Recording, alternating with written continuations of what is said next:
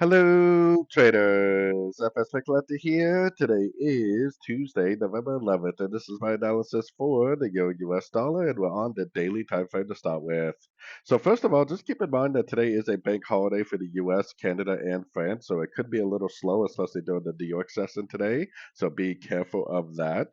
But for now, I am definitely still looking at this move up as possibly just a pullback to this last move down. We still don't have any break of structure to the upside on our higher time frames. So this definitely could end up going up to a Fibonacci level and then turning down.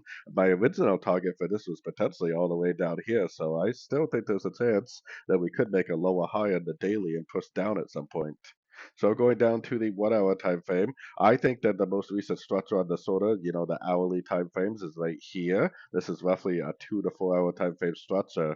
If it breaks below here with momentum, I'm definitely going to become bearish again.